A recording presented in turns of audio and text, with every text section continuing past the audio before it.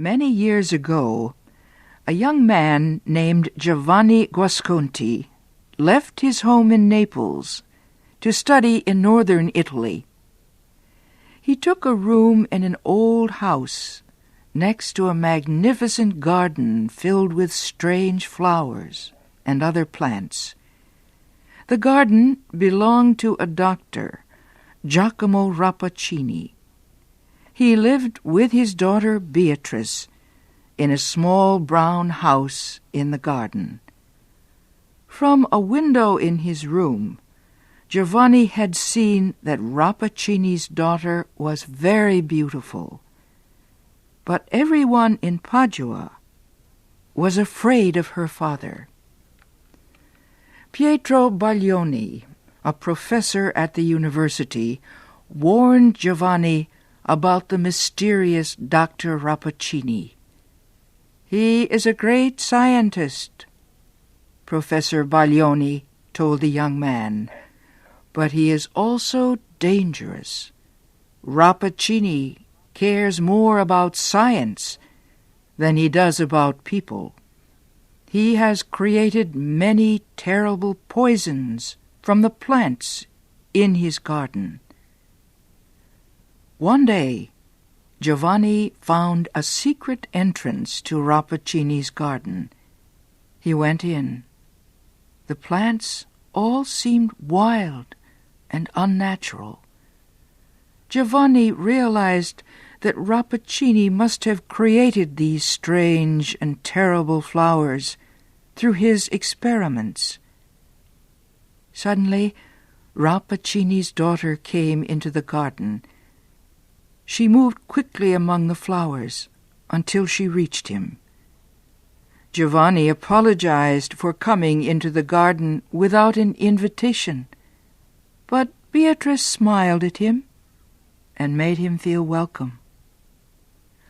"I see you love flowers," she said, "and so you have come to take a closer look at my father's rare collection." While she spoke, Giovanni noticed a perfume in the air around her. He wasn't sure if this wonderful smell came from the flowers or from her breath. She asked him about his home and his family. She told him she had spent her life in this garden. Giovanni felt as if he were talking to a very small child. Her spirit sparkled like clear water. They walked slowly through the garden as they talked. At last, they reached a beautiful plant that was covered with large purple flowers. He realized that the perfume from those flowers was like the perfume of Beatrice's breath, but much stronger. The young man reached out to break off one of the purple flowers, but Beatrice gave a scream that went through his heart like a knife. She caught his hand and pulled it away from the plant with all her strength. "Don't ever touch those flowers," she cried. "They will take your life." Hiding her face, she ran into the house. Then Giovanni saw Dr. Rappaccini standing in the garden. That night, Giovanni could not stop thinking about how sweet and beautiful Beatrice was. Finally, he fell asleep. But when the morning came, he woke up in great pain. He felt as if one of his hands was on fire. It was the hand that Beatrice had grabbed in hers when he had reached for one of the purple flowers. Giovanni looked down at his hand. There was a purple mark on it that looked like 4 small fingers and a little thumb. But because his heart was full of Beatrice, Giovanni forgot about the pain in his hand. He began to meet her in the garden every day. At last, she told him that she loved him, but she would never let him kiss her or even hold her hand. One morning, several weeks later, Professor Baglioni visited Giovanni. "I was worried about you," the older man said. "You have not come to your classes at the university for more than a month. Is something wrong?" Giovanni was not pleased to see his old friend. "No, nothing is wrong. I am fine, thank you." He wanted Professor Baglioni to leave, but the old man took off his hat and sat down. "My dear Giovanni," he said, "you must stay away from Rappaccini and his daughter. Her father has given her poison from the time she was a baby. The poison is in her blood and on her breath. If Rappaccini did this to his own daughter, what is he planning to do to you?"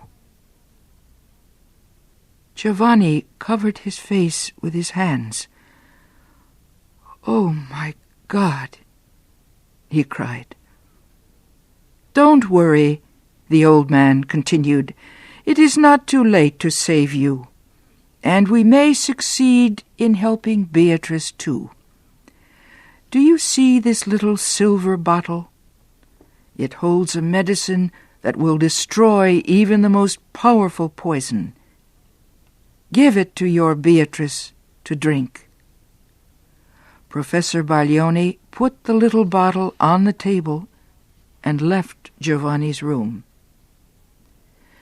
The young man wanted to believe that Beatrice was a sweet and innocent girl, and yet Professor Baglioni's words had put doubts in his heart. It was nearly time for his daily meeting with Beatrice. As Giovanni combed his hair, he looked at himself in a mirror near his bed. He could not help noticing how handsome he was.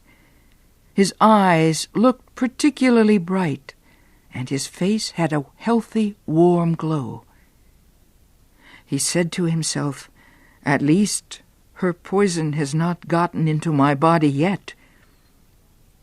As he spoke, he happened to look at some flowers he had just bought that morning. A shock of horror went through his body. The flowers were turning brown. Giovanni's face became very white as he stared at himself in the mirror. Then he noticed a spider crawling near his window. He bent over the insect and blew a breath of air at it. The spider trembled and fell dead. "I am cursed," Giovanni whispered to himself. "My own breath is poison." At that moment, a rich, sweet voice came floating up from the garden. "Giovanni, you are late. Come down." "You are a monster," Giovanni shouted as soon as he reached her. "And with your poison you have made me into a monster too. I am a prisoner of this garden." "Giovanni," Beatrice cried, looking at him with her large bright eyes, "why are you saying these terrible things? It is true that I can never leave this garden, but you are free to go wherever you wish." Giovanni looked at her with hate in his eyes. "Don't pretend that you don't know what you've done to me." A group of insects had flown into the garden. They came toward Giovanni and flew around his head. He blew his breath at them. The insects fell to the ground dead. Beatrice screamed, "I see it! I see it! My father's science has done this to us. Believe me, Giovanni, I did not ask him to do this to you. I only wanted to love you." Giovanni's anger changed to sadness. Then he remembered the medicine that Professor Baglioni had given him. Perhaps the medicine would destroy the poison in their bodies and help them to become normal again. "Dear Beatrice," he said, "our fate is not so terrible." He showed her the little silver bottle and told her what the medicine inside it might do. "I will drink first," she said. "You must wait to see what happens to me before you drink it." She put Baglioni's medicine to her lips and took a small sip. At the same moment Rappaccini came out of his house and walked slowly toward the two young people. He spread his hands out to them as if he were giving them a blessing. "My daughter," he said, "you are no longer alone in the world. Give Giovanni one of the purple flowers from your favorite plant. It will not hurt him now. My science and your love have made him different from ordinary men." "My father," Beatrice said weakly, "why did you do this terrible thing to your own child?" Rappaccini looked surprised. "What do you mean, my daughter?" he asked. "You have power no other woman has. You can defeat your strongest enemy with only your breath. Would you rather be a weak woman?" "I want to be loved, not feared," Beatrice replied. "But now it does not matter. I am leaving you, father. I am going where the poison you have given me will do no harm. Goodbye to you, Giovanni." Beatrice dropped to the ground. She died at the feet of her father and Giovanni. The poison had been too much a part of the young woman. The medicine that destroyed the poison destroyed her as well.